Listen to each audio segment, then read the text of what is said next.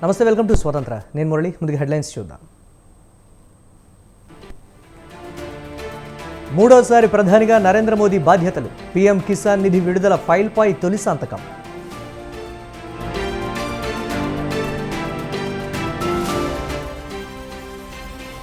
హోంశాఖ మంత్రిగా అమిత్ షా, రక్షణ శాఖ మంత్రిగా రాజ్నాథ్ సింగ్. కిషన్ రెడ్డికి బొగ్గు గనులు, రామ్మోహన్కు పౌర విమానయాన శాఖ.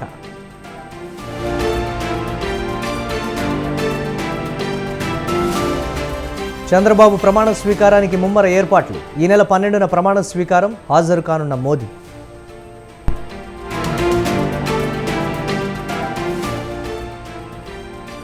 డిఎస్సి ద్వారా త్వరలో టీచర్ పోస్టులు భర్తీ చేస్తాం. ప్రభుత్వ పాఠశాలలను పటిష్టం చేస్తామన్న రేవంత్.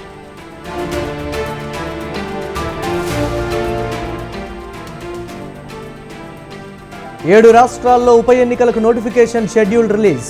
13 అసెంబ్లీ స్థానాలకు జూలై 10న ఎన్నికలు.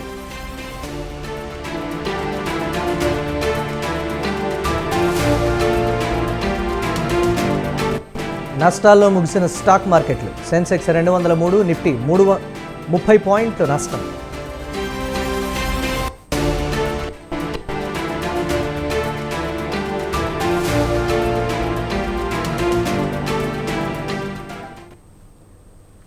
భారతదేశ ప్రధానిగా నరేంద్ర మోదీ బాధ్యతలు స్వీకరించారు. ఢిల్లీలోని సౌత్ బ్లాక్లోని పీఎంఓ కార్యాలయంలో మూడో దఫా తన విధుల్ని మొదలుపెట్టారు. ఈ సందర్భంగా రైతులకే తొలి ప్రాధాన్యం ఇచ్చారు. పీఎం కిసాన్ నిధి విడుదల ఫైల్పై తొలి సంతకం చేశారు. దీంతో 9.3 కోట్ల మంది రైతులకు 20,000 కోట్ల ఆర్థిక సాయం అందుతుంది.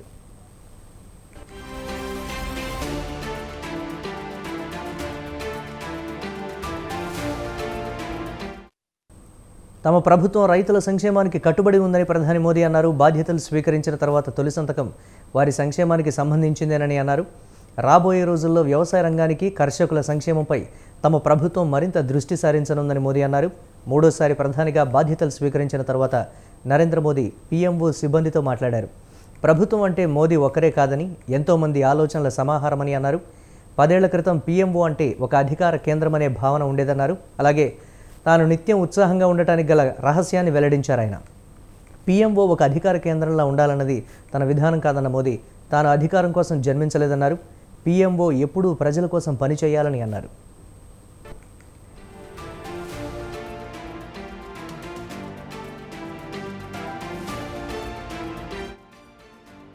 छवि बनी हुई कि पीएमओ एक शक्ति का केंद्र है, एक बहुत बड़ा पावर सेंटर है। और मैं न सत्ता के लिए पैदा हुआ हूं, न मैं शक्ति अर्जित करने के लिए सोचता हूं। मेरे लिए पीएमओ सत्ता केंद्र बने, पीएमओ शक्ति केंद्र बने, ये न मेरी इच्छा है न मेरा वो रास्ता। और इसलिए 2014 हमने जो कदम उठाए, आपने मार्क किया होगा, और पहले जो पीएमओ में रहे होंगे उनसे पूछ लेना, हमने इसको एक कैटलिक एजेंट के रूप में ही डेवलप करने की कोशिश की है।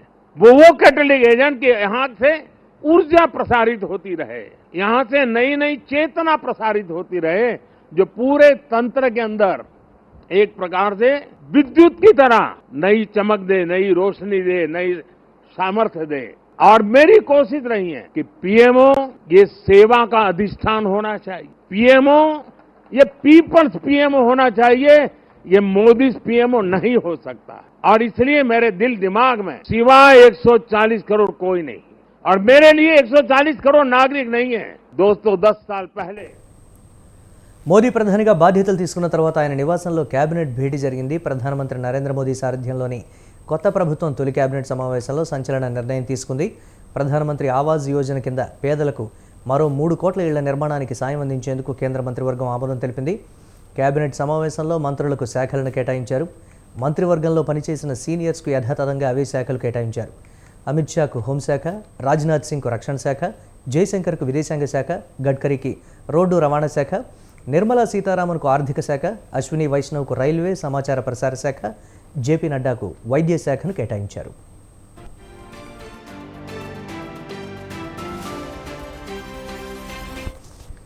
ధర్మేంద్ర ప్రధాన్కు విద్యాశాఖ, పీయూష్ గోయల్కు వాణిజ్య శాఖ, శ్రీపాద నాయక్కు విద్యుత్ శాఖ, కిరణ్ రిజిజుకు పార్లమెంట్ వ్యవహారాలు, షెకావత్కు సాంస్కృతిక శాఖ, జితిన్ రామ్ మాంఝీకి చిన్న మధ్యతరగతి పరిశ్రమలు కేటాయించారు.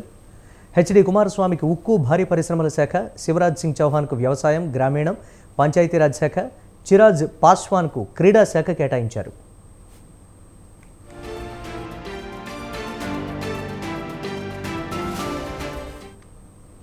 మోదీ 3.0 ప్రభుత్వంలో తెలుగు రాష్ట్రాల నుంచి 5గురికి చోటు లభించింది. వరుసగా రెండోసారి కిషన్ రెడ్డికి అవకాశం దక్కగా తొలిసారి బండి సంజయ్కి కూడా కేబినెట్లో అవకాశం దక్కింది. ఇక పొత్తులో భాగంగా తెలుగుదేశానికి చెందిన 2 ఎంపీలకు మోదీ కేబినెట్లో చోటు లభించింది. రామ్మోహన్ నాయుడుకు పౌర విమానయాన శాఖ దక్కగా కిషన్ రెడ్డికి బొగ్గు గనుల శాఖ, బండి సంజయ్కు హోంశాఖ సహాయ మంత్రి, పెమ్మసాని చంద్రశేఖర్కు గ్రామీణ కమ్యూనికేషన్ శాఖ సహాయ మంత్రి, శ్రీనివాస వర్మకు ఉక్కు భారీ పరిశ్రమల శాఖ సహాయ మంత్రి పదవి దక్కాయి. బీజేపీ నుంచి 3గురికి, టీడీపీ నుంచి 2కి అవకాశం లభించింది.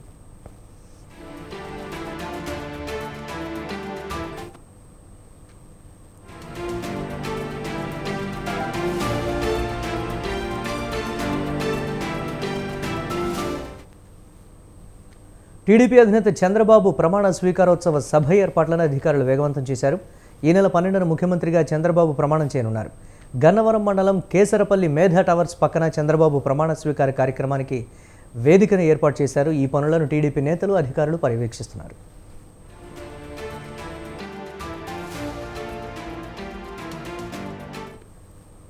సభా వేదిక నిర్మాణ పనులు పూర్తి కావస్తున్నాయి. 80 అడుగుల వెడల్పు, 60 అడుగుల పొడవు, 8 అడుగుల ఎత్తుతో స్టేజీని సిద్ధం చేస్తున్నారు. జర్మన్ హ్యాంగర్స్తో భారీ టెంట్ను ఏర్పాటు చేశారు. వచ్చే అతిథులు, వీఐపీల కోసం ప్రత్యేక పార్కింగ్ సదుపాయాలను ఏర్పాటు చేశారు. చంద్రబాబు ప్రమాణ స్వీకారానికి ప్రధాని మోదీ సహా పలు రాష్ట్రాల ముఖ్యమంత్రులు, కేంద్ర మంత్రులు, ఇతర ప్రముఖులు హాజరు కానున్నారు.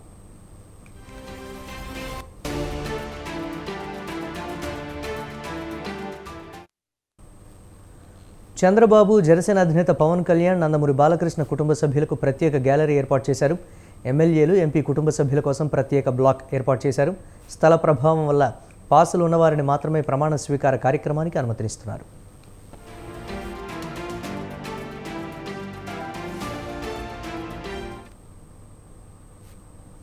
మంత్రివర్గ కూర్పుపై టీడీపీ అధినేత చంద్రబాబు కసరత్తు ముమ్మరం చేశారు. జిల్లాల వారీగా ఎవరెవరికి అవకాశం కల్పించాలనే దానిపై ముఖ్య నేతలతో ఆయన చర్చించారు.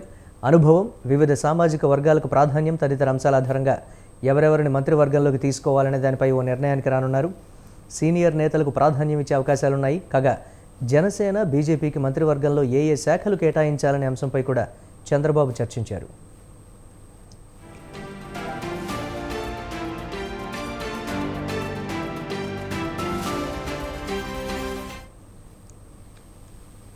టీడీపీ హింసను ప్రేరేపించదని, రాష్ట్రంలో ఎక్కడా భౌతిక దాడులు జరగవు అని టీడీపీ నేత పట్టాభి అన్నారు. గత 5 ఏళ్లలో వైసీపీ నాయకులు అరాచకాలు సృష్టించారని మండిపడ్డారు. టీడీపీ కార్యకర్తలపై లెక్కలేనని దాడులు చేశారని ఆగ్రహం వ్యక్తం చేశారు. ఐపీసీ సెక్షన్ల పవర్ ఏంటో చూపిస్తాం, లోకేష్ రెడ్ బుక్ రియాలిటీ ఏంటో చూపిస్తామని వార్నింగ్ ఇచ్చారు. ప్రజాస్వామ్య విలువల గురించి ఎన్నోసార్లు చంద్రబాబు హితబోధ చేశారని చెప్పారు.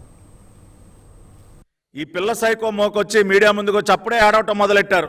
అయ్యో అమ్మో మా పైన దాడులు చేస్తా ఉన్నారు అని రకరకాల డ్రామాలు అప్పుడే మొదలు పెట్టేశారు. కర్నూలు జిల్లాలో బొమ్మిరెడ్డిపల్లిలో మా పార్టీ నాయకుడు గిరినాథ్ చౌదరి గారిని అత్యంత కిరాతకంగా నడి రోడ్డు మీద హత్య చేశారు వైసీపీ సైకో మోకలు. మాజీ ఎమ్మెల్యే కంగాటి శ్రీదేవి కుటుంబ సభ్యులు, అనుచరులు మా పార్టీ నేత గిరినాథ్ చౌదరిని అత్యంత కిరాతకంగా నడి రోడ్డు పైన హత్య చేశారు. హింసకి పాల్పడుతున్నది ఎవరు? గిరినాథ్ చౌదరిని చంపింది వైసీపీ పిల్ల సైకోలు, అవునా కాదా? ఇవాళ నంగనాచుల్లాగా మీడియా ముందుకు వచ్చి మాట్లాడుతున్నటువంటి ఆ గుడివాడ గుట్కాగాడిని అడుగుతా ఉన్నా, ఎరా కొడాలి నాని, ఎవర్రా చంపింది? ఏమయ్యా పేరుని నాని, ఏంటయా మాట్లాడుతా ఉన్నా మీడియా ముందుకు వచ్చి? కౌంటింగ్ కి 2 రోజుల ముందున నువ్వు వచ్చి మాట్లాడినటువంటి మాటలేంటి? గంటలు లెక్క పెట్టుకోండిరా, మీ సంగతి తేలుస్తాం. ఏది కౌంటింగ్ కి 2 రోజుల ముందు? దాన్ని బట్టి అర్థం కావట్లేదా మీ వ్యవహార శైలి ఏంటో? వైసీపీ ఓటమికి రోడ్లను నిర్లక్ష్యం చేయడం ఒక కారణమని ఏపీసీసీ మీడియా చైర్మన్ తులసిరెడ్డి అన్నారు. కడప జిల్లాలో వేంపల్లి రాయచోటి రోడ్డు ప్రధానమైందన్నారు. 3 సంవత్సరాల క్రితం పాత రోడ్డు తవ్వి కొత్త రోడ్డును కూడా వేయలేదన్నారు. రోడ్డుపై ప్రయాణించాలంటే వాహనదారులు భయపడుతున్నారన్నారు. కూటమి ప్రభుత్వమైనా శ్రద్ధ వహించి వేంపల్లి రాయచోటి రోడ్డు విస్తరణ పనులు త్వరగా పూర్తి చేయాలని కాంగ్రెస్ పార్టీ తరపున విజ్ఞప్తి చేశారు. కడప జిల్లాలో వేంపల్లి రాయచోటి రోడ్డు అతి ప్రధానమైనటువంటి రోడ్డు. పులివెందుల నుంచి వేంపల్లి రాయచోటి మీదుగా కానీ, లేదా ప్రొద్దుటూరు నుంచి వేంపల్లి రాయచోటి మీదుగా కానీ అటు పీలేరు తిరుపతికి పోవాలన్నా, ఇటు పీలేరు చిత్తూరుకి పోవాలన్నా, ఇటు మదనపల్లి బెంగళూరుకి పోవాలన్నా ఇది అతి ప్రధానమైనటువంటి రోడ్డు, 50 కిలోమీటర్ల పొడవు. ఈ రోడ్డును వెడల్పు చేసే ఉద్దేశంతో 3 సంవత్సరాల కిందట పాత రోడ్డును పూర్తిగా తవ్వేయడం జరిగింది. అక్కడక్కడ నా బ్రిడ్జిలు కూల్చివేయడం జరిగింది. కానీ దురదృష్టవశాత్తు 10% పని పూర్తి కాలేదు, కొత్త రోడ్డు వేయలేదు, అక్కడక్కడ ప్యాచ్ వర్కులు చేశారు. 90% పనులు అలాగే నిలిచిపోయినాయి. 3 సంవత్సరాలుగా ప్రమాణ స్వీకారం చేయబోయే ముఖ్యమంత్రి చంద్రబాబు నాయుడు గారు, తెలుగుదేశం ప్రభుత్వం రాష్ట్ర వ్యాప్తంగా రోడ్ల మీద ప్రత్యేక శ్రద్ధ వహించడంతో పాటు ఈ యొక్క వేంపల్లి రాయచోటి రోడ్డు మీద మరింత ప్రత్యేక శ్రద్ధ వహించి త్వరితగతిన పూర్తి చేయాలని కాంగ్రెస్ పార్టీ విజ్ఞప్తి చేస్తాం. విజయవాడ రాజకీయాల్లో కీలక పరిణామం చోటు చేసుకుంది. మాజీ ఎంపీ కేశినేని నాని సంచలన నిర్ణయం తీసుకున్నారు. ప్రత్యక్ష రాజకీయాల నుంచి వైదొలుగుతున్నాను అంటూ ప్రకటించారు. ఆయన తనను 2 సార్లు ఎంపీగా గెలిపించిన విజయవాడ ప్రజలకు ధన్యవాదాలు తెలిపారు నాని. సోషల్ మీడియా వేదికగా ఈ విషయాన్ని ప్రకటించారు విజయవాడ మాజీ ఎంపీ. అయితే 2014-2019 ఎన్నికల్లో టీడీపీ నుంచి బరిలోకి దిగి బెజవాడ ఎంపీగా గెలిచిన నాని మొన్నటి ఎన్నికలకు ముందు వైసీపీలో చేరారు.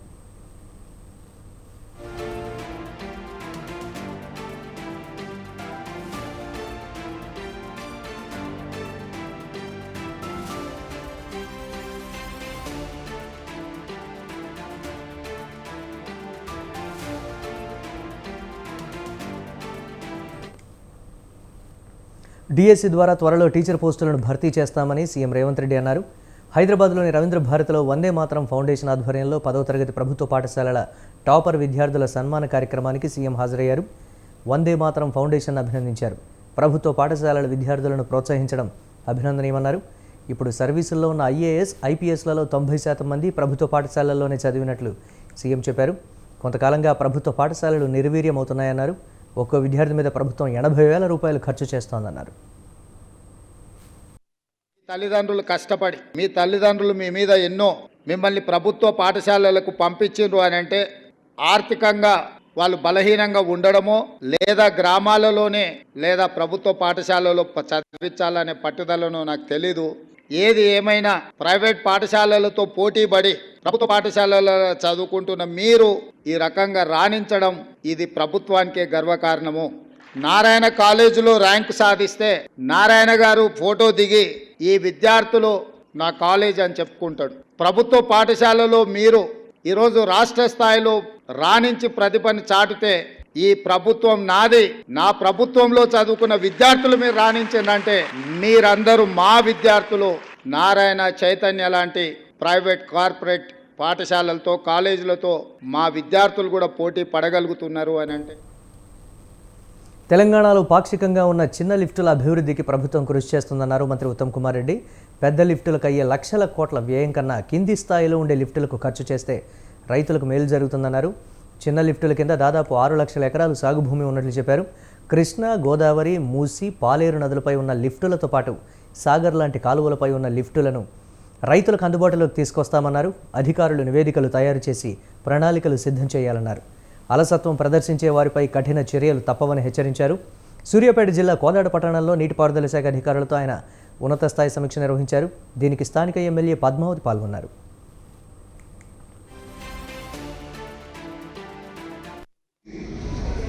ఏదైనా లిఫ్ట్ ఇరిగేషన్లో మనం ఇంకా సామర్థ్యం పెంచే అవకాశం ఉంటే ఆ పంపులు, మోటార్లు, పైపుల కెపాసిటీ పెంచి నీళ్లు ఉంటే మాత్రం తప్పనిసరిగా అది మంజూరు చేసే ప్రయత్నం చేస్తారు. ఎగ్జిస్టింగ్ స్కీమ్స్ కూడా సామర్థ్యం పెంచే ప్రయత్నం చేద్దాం. అంటే అక్కడ వాటర్ సోర్స్ ఉంటే దెన్ ఉన్న స్కీమ్స్ పనిచేయకుంటే మీరు వాస్తవ పరిస్థితి సోన్సో స్కీమ్లో పనిచేస్తారని చెప్పండి. ఎస్సీ గారు, సిఈ గారు వాళ్ళు చెప్పేదంతా రాసుకోండి. ఇప్పుడే రిప్లై ఇవ్వని అవసరం లేదు. మళ్ళీ మనం ఒక 10-15 డేస్లో ఒక రివ్యూ పెట్టుకున్నప్పుడు అది రెక్టిఫై చేసి మనం మాట్లాడాలి. ఓకే, ఈసారి మన ఉత్తమ్ కుమార్ రెడ్డి గారు, మన మంత్రివర్యులు ప్రతి లిఫ్ట్ను కాపాడుకోవడానికి ఈ వీళ్ళని ప్రభుత్వం తరఫుననే పెట్టడానికి వారు డిసైడ్ చేసి ఆదేశాలు ఇవ్వడం జరిగింది. కలెక్టర్ గారికి, ఈఎన్సీ గారికి కూడా చెప్పడం జరిగింది.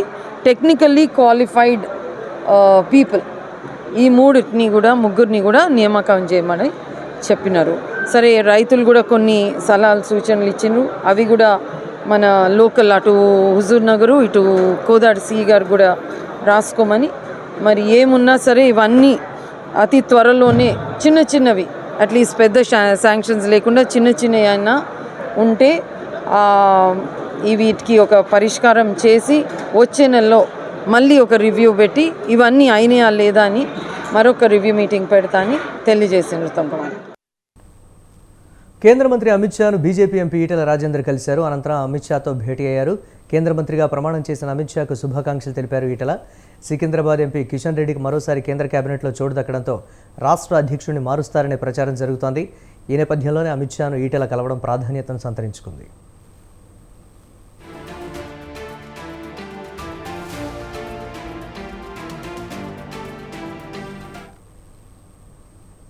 ఏపీ రాజధాని అమరావతికి పూర్వవైభవం రానుంది. రాజధాని ప్రాంతంలో జంగిల్ క్లియరెన్స్ పనులు వేగంగా సాగుతున్నాయి. సుమారు 100 జేసీబీలతో గత 4 రోజులుగా పనులు ముమ్మరంగా జరుగుతున్నాయి. 109 కిలోమీటర్ల నిడివిలోని 673 ఎకరాల విస్తీర్ణంలో కంపలను రేయింబవళ్లు తొలగిస్తున్నారు. ఈ నెల 12న చంద్రబాబు ముఖ్యమంత్రిగా ప్రమాణ స్వీకారం చేస్తూ ఉండడంతో అప్పటిలోగా అమరావతికి కొత్త కళ తీసుకువచ్చేందుకు అధికారులు యుద్ధ ప్రాతిపదికన పనులు చేయిస్తున్నారు. అమరావతి ప్రాంతంలో పనులను సిఆర్డీఏ కమిషనర్ వివేక్ యాదవ్ పర్యవేక్షిస్తున్నారు. రాజధాని ప్రాంతంలో పనుల్లో కదలిక రావడంపై స్థానిక రైతులు హర్షం వ్యక్తం చేస్తున్నారు.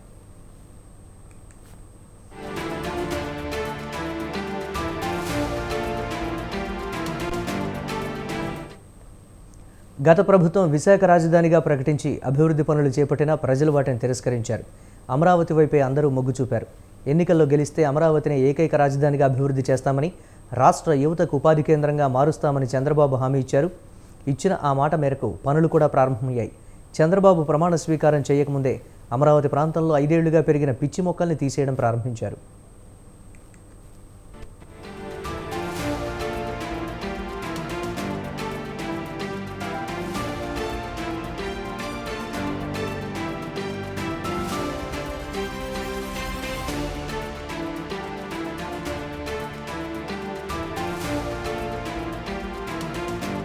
వాటర్ సప్లై చేయాలన్న ఒక ప్రాజెక్టు అప్పుడు డిజైన్ చేయడం జరిగింది. స్మార్ట్ సిటీ ఫండ్స్ కింద this 10 MLD water treatment plant మరియు వాటర్ డిస్ట్రిబ్యూషన్ లైన్స్ దగ్గరగా ఫినిషింగ్కి వచ్చేసింది.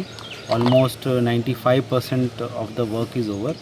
దిస్ ఇస్ 10 MLD కాబట్టి అరౌండ్ 75,000 పాపులేషన్కి సరిపడా కెపాసిటీ ఉంది. ఇదే వాటర్ సప్లై ప్రాజెక్ట్ ద్వారా మనం ఏదైతే ఇన్స్టిట్యూషన్స్ ఉన్నాయి లైక్ పెద్ద ఎడ్యుకేషన్ ఇన్స్టిట్యూషన్స్ కానీ సెక్రటేరియట్, హైకోర్టు, ఇంకా రాబోయే కాలంలో what ever institutions will come in to operation, వాటికి ఈ వాటర్ సప్లై ప్రాజెక్ట్ ద్వారా నీళ్ళు అందించడం జరుగుతుంది. అమరావతి ఏరియాకి వాటర్ సప్లై చేయాలన్న ఒక ప్రాజెక్టు అప్పుడు డిజైన్ చేయడం జరిగింది. కేంద్రం రాష్ట్రంలో కొత్త ప్రభుత్వాలు ఏర్పాటు కావడం ఆనందంగా ఉందన్నారు విశాఖ శ్రీ శారదా పీఠాధిపతి స్వామీజీ స్వరూపానందేంద్ర స్వామి. ఏపీ ముఖ్యమంత్రిగా చంద్రబాబు ప్రమాణ స్వీకారం సందర్భంగా రాష్ట్రం బాగుండాలని తాము యాగాలు చేస్తున్నామని చెప్పారు. ఏ ప్రభుత్వం వచ్చినా ప్రజలు బాగుండాలనేది తమ ఆకాంక్ష అని అన్నారు. సంపాదించుకోవాలి, దోచుకోవాలనే సిద్ధాంతం శారదా పీఠానికి లేదన్నారు. ఈసారైనా దేవాదాయ ధర్మాదాయ శాఖ సరైన పాలన చేయాలని కోరారు స్వరూపానందేంద్ర స్వామి. భయపడి కాదు, అది గుర్తుంచుకోవాలి. చంద్రబాబు అంటే మాకు చాలా గౌరవం. ఈ రాష్ట్రానికి పెద్ద దిక్కుగా అని పరిపాలన కొనసాగాలి అని, కుటుంబం బాగుండాలి అని, పరిపూర్ణమైన ఆయుష్ భగవంతుడు ఇవ్వాలి. ఈసారైనా దేవాదాయ ధర్మాదాయ శాఖ టీటీడీ చాలా గొప్పగా పరిపాలన జరగాలి అని మనస్ఫూర్తిగా ఆశీర్వదించడానికి ఈ ప్రెస్ మీట్ పెట్టారు. 2 రాష్ట్రాల నుంచి 7 గవర్నర్లు వచ్చారు. ఒక వార్షికోత్సవంలో హర్యానా ముఖ్యమంత్రి వచ్చాడు, కేసీఆర్ ముఖ్యమంత్రి వచ్చాడు, ఎంతోమంది ఇక్కడికి వచ్చారు. అలాగే కేంద్ర మంత్రులు వచ్చారు, ఎంతోమంది వచ్చారు. వైసీపీ మినిస్టర్లు, ఎమ్మెల్యేలే రాలేదు. ఇది ఒక ఆధ్యాత్మిక పీఠం. నేను పీఠాధిపతిగా కూర్చున్నాను కాబట్టి ధర్మం కోసం చెప్పాలి, నాకు ధర్మం కాబట్టి చెబుతున్నాను. కానీ నేను మామూలు స్వామిగా ఉంటే ఇవన్నీ మాట్లాడేవాడిని కాదు. నెల్లూరులో రాజకీయ పరిణామాలు మారుతున్నాయి. నగర మేయర్ పొట్లూరు శ్రవంతి వైసీపీ పార్టీకి రాజీనామా చేశారు. నెల్లూరు రూరల్ ఎమ్మెల్యే కోటమిరెడ్డి శ్రీధర్రెడ్డి కృషి వల్లనే తాను ఈ మేయర్ పదవిని అందుకున్నానని ఆమె తెలిపారు. కొన్ని కారణాల వల్ల వైసీపీ అధికారంలో ఉండగానే రూరల్ ఎమ్మెల్యే టీడీపీ పార్టీకి మారడంతో వారితో పాటే తమ పైన కూడా కొనసాగించాలనుకున్నామని చెప్పారు. అప్పటి అధికార పార్టీ తనపై ఒత్తిడి తేవడంతో తిరిగి వైసీపీలో కొనసాగాల్సి వచ్చిందని శ్రవంతి అన్నారు. నాకు రాజకీయాల్లోకి అడుగు పెట్టడానికి అవకాశం కల్పించినటువంటి నాయకులు శ్రీధరన్న గారు. శ్రీధరన్న ఎప్పుడైతే అధికార పక్షాన్ని వదిలేసి ప్రతిపక్షానికి వెళ్ళారో మేము కూడా శ్రీధరన్నతో వెళ్ళడం జరిగింది. ఆ రోజు నేను శ్రీధరన్న పక్కన కూర్చొని శ్రీధరన్న చెప్పితే నా మేయర్ పదవికైనా రాజీనామా చేస్తాను, అది కూడా బాధతో కాదు సంతోషంగా అని మీ అందరికి కూడా చెప్పి ఉన్నాను. కానీ అప్పుడు ఉన్నటువంటి పరిస్థితుల్లో అప్పుడు అధికార పక్షంలో ఉన్నటువంటి కాంగ్రెస్ పార్టీ మా మీద తీసుకొచ్చినటువంటి ఒత్తిళ్లు మీ అందరికి కూడా తెలుసు. అది కూడా కాకుండా మీకు తెలియని కూడా మా మీద ఎన్నో ఒత్తిళ్లు తీసుకురావడం జరిగింది. వాటికి తట్టుకునే అంత పరిస్థితి మాకు ఉన్నటువంటి పరిస్థితిని మేము దిగజారిపోయి ఒక రాంగ్ డిసిషన్ తీసుకొని మళ్ళీ వెనక్కి కాంగ్రెస్ పార్టీలోకి వెళ్లాల్సి వచ్చింది. వైఎస్ఆర్ కాంగ్రెస్ పార్టీకి రాజీనామా చేయాలని ఒక ఆలోచనతో కూడా పెట్టడం జరిగిందని కూడా మీ అందరికి కూడా తెలియజేసుకుంటూ శ్రీధరన్న మళ్ళీ మమ్మల్ని హక్కును చేర్చుకోవాలని మేమందరం కోరుకుంటూ సెలవు. తెలంగాణలో గొర్రెల స్కామ్ దర్యాప్తులో ఏసీబీ అధికారులు స్పీడ్ పెంచారు. నిందితులను ఏసీబీ కస్టడీలోకి తీసుకుని విచారిస్తున్నారు. మాజీ పశుసంవర్ధక శాఖ ఎండీ రామచంద్ర నాయక్, తలసాని ఓఎస్డీ కళ్యాణ్లను కస్టడీలోకి తీసుకున్నారు. జ్యుడిషియల్ రిమాండ్లో ఉన్న రామచంద్ర నాయక్, కళ్యాణ్ కుమార్లను 3 రోజుల పాటు ఏసీబీ కస్టడీకి కోర్టు అనుమతించింది.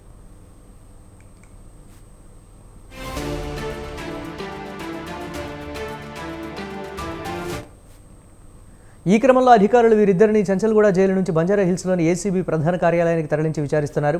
వీరిద్దరూ ఇచ్చే సమాచారం ఆధారంగా మరికొందరిని అరెస్టు చేసే అవకాశం ఉంది. ఈ కేసులో 700 కోట్ల విలువైన అక్రమాలకు సంబంధించి ఆధారాలు గుర్తించినట్లు సమాచారం. బినామీ పేర్లతో బిల్లులను విత్డ్రా చేసినట్లు ఆరోపణలున్నాయి. ఈ కేసులో ఇప్పటికే సుమారు 10 మంది నిందితులను గుర్తించారు.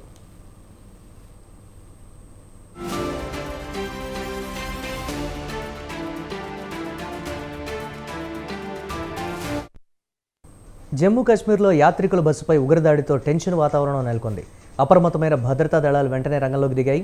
ఉగ్రవాదుల కోసం వేట కొనసాగుతోంది. హెలికాప్టర్లు, డ్రోన్ల సాయంతో జల్లెడపడుతున్నారు. లోయలో నుంచి బస్సును తీసేందుకు ప్రయత్నిస్తున్నారు.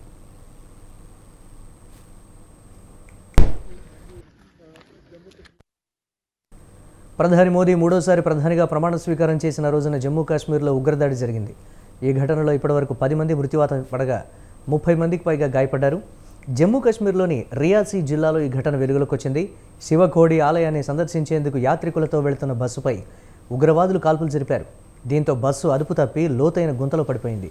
గాయపడిన వారు నోయిడా, ఘజియాబాద్, ఇతర జిల్లాలకు చెందినవారని తెలుస్తోంది.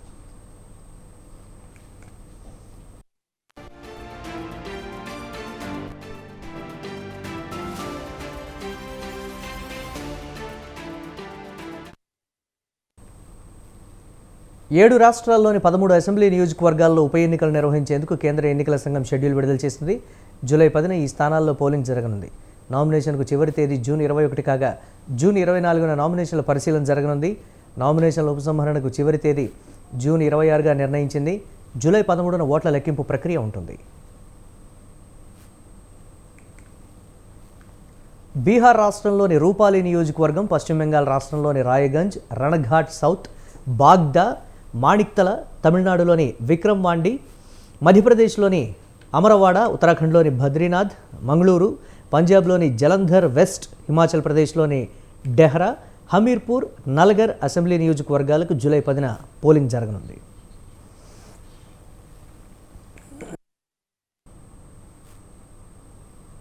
గత కొద్ది రోజులుగా భారీగా పెరుగుతూ దూసుకువెళ్లిన పసిడి ధరలు భారీగా పడిపోయాయి. ఇవాళ ఎలాంటి మార్పు లేకుండా స్థిరంగా కొనసాగుతున్నాయి.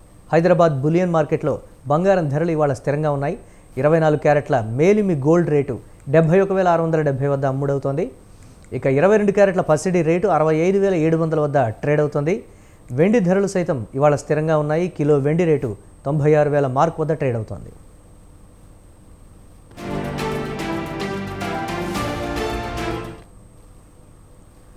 కేంద్రంలో మళ్లీ ఎన్డీఏ ప్రభుత్వం వచ్చిన నేపథ్యంలో దేశీయ స్టాక్ మార్కెట్లు వరుసగా 3 రోజుల పాటు జోరు ప్రదర్శించాయి. దేశ రాజకీయ పరిణామాలు అందించిన ఉత్సాహంతో 3 రోజుల పాటు లాభాల్లో పయనించిన స్టాక్ మార్కెట్లు ఇవాళ అంతర్జాతీయ పరిణామాలతో ప్రభావితమయ్యాయి. బీఎస్ఈ సెన్సెక్స్, నిఫ్టీ స్వల్ప నష్టాలు చవిచూశాయి. సెన్సెక్స్ 203 పాయింట్ల నష్టంతో 76,490 వద్ద ముగియగా, నిఫ్టీ 30 పాయింట్ల నష్టంతో 23,259 వద్ద స్థిరపడింది.